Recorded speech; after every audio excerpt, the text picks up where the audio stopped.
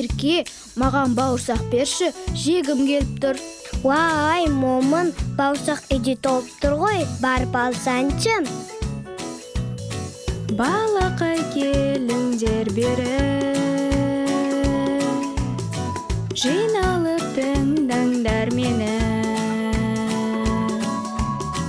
Қазір аналарың бір бауырсақ жайлы айтып береді ертегі. Ертеде шал мен кемпір өмір сүріпті. Әй кемпірім, қарным ашты, пісірші бауырсақ. Шал үйде ұн қалмады, барып қанба түбін қырып, барын менен жеңді түріп, көрейін мен бір түйір бауырсақты пісіріп. Кемпір бауырсақты суытуға терезенің алдына қойғанда, бауырсақ орманға қарай домалай жөнеледі. Алдынан қоян кездеседі. Бауырсақ, мен сені жеймін. Қоян, мені жеме. Саған өлең айтып берем. Атадан да қаштым, әжеден де қаштым. Енді сенен қашып кетем. Ақ, сау бол қоян.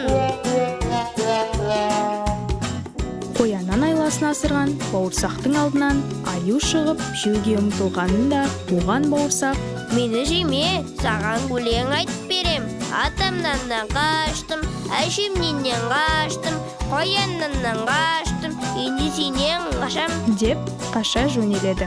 Өзінің қулығына риза болып келе жатырған бауырсақтың алдынан түлкі шығады да оны жейтінін айтады. Сол кезде бауырсақ мақтанып: Түлкі, мені жеме. Саған өлең айтып берем. Ата әжеден қаштым, қоян аюдан. Енді сенен қашып кетем. Дұрыс естілмей қалдым, бауырсақ. Тұмсығыма шығып қайталап айтасың ба? Ата әжеден қаштым, қоян аюдан. Енді сенен қашып кетем. Ам-ням-ням-ням.